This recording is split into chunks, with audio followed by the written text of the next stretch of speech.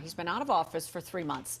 But now there is even more proof that the allegations that forced Governor Andrew Cuomo to resign in disgrace were true, despite him trying to discredit the state attorney general's investigation into his actions. A 46-page report released by the State Assembly Judiciary Committee was supposed to lead to impeachment proceedings, but the governor stepped down before that could happen. State Senator Brad Hoylman is the chairman of the Judiciary Committee, and he joins us this morning to explain what happens next. Good morning to you, Senator Hoylman. Thanks for being here. I think you're muted right now. I just got to get you to unmute. Can we hear you now? Yes. There you go. Hi. Good morning to you. Thanks for being here. So let's talk about this, Senator, because, the report goes beyond the sexual allegations that forced Governor Cuomo to resign. What other misdeeds did this inquiry uncover for the folks who aren't going to spend the time reading the entire thing? Sure. Well, of course, in addition to the sexual harassment, which is incredibly serious, and we all, as New Yorkers, owe a debt of gratitude to the brave women who came forward, we also learned from the Assembly report, and credit to them for this exhaustive survey, that the governor used state resources to enrich himself personally, to the tune of $5.2 million. He basically assigned staffers to help him write his book in the middle of the pandemic, when they should have been, and when they repeated in text messages to each other that they could not work on the pandemic because they were busy with the governor's book. I find that, Dan, to be one of the most egregious items that we learned in this report.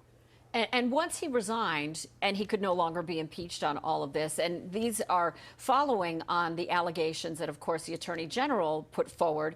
What's the purpose of spending the resources on the inquiry? Because, of course, people want to know, how are my tax dollars being spent in Albany?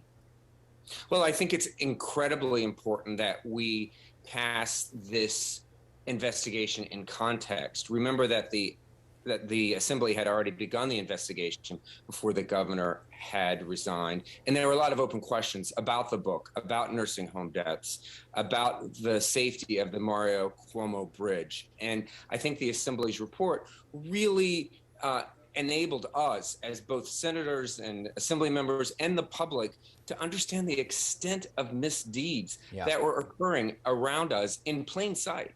So is there a dollar amount? Do you know? As to what the Assembly spent? No, but I think, justice doesn't have a price tag. I get it. And transparency is invaluable to New Yorkers. So, Senator Hoylman, let me ask you this then, because in response to the report, the governor's legal team is now accusing the State Assembly of partnering up with the State Attorney General for a political witch hunt. How do you respond to that? Now, I know you're a member of the Senate, but how do you respond to that?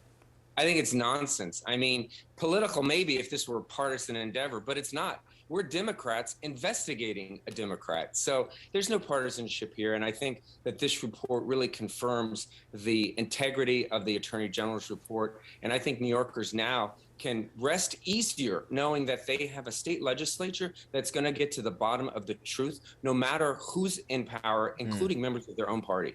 And so, considering what the evidence was that was found in this report, considering what the Attorney General found, is there a next step to this? Are there criminal charges that could be coming against the former governor? Both criminal and civil charges are being investigated by various federal and state and local prosecutors.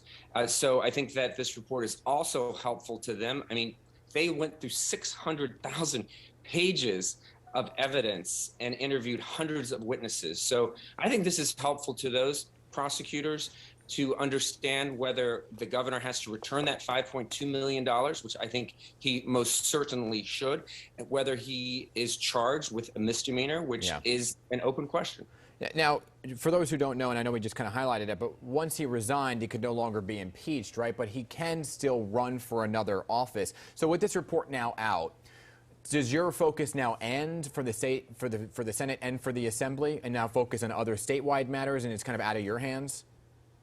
I think that's right. I think it's in the prosecutor's hands. I think certainly it's time now to get back to governing. We have a new session starting at the beginning of the year. A lot of problems that were left behind by the former governor, including COVID and economic recovery and protection for tenants. We have a lot of work to do. I'm glad this is behind us, and I'm glad New Yorkers have the information they need to make their own assessment of former Governor Cuomo. Okay, good information. Thank you for sharing more on that investigation that has come forward. State Senator Brad Hoylman, thanks for joining us this morning. Of course, happy Thanksgiving to you. Happy Thanksgiving. Thank you.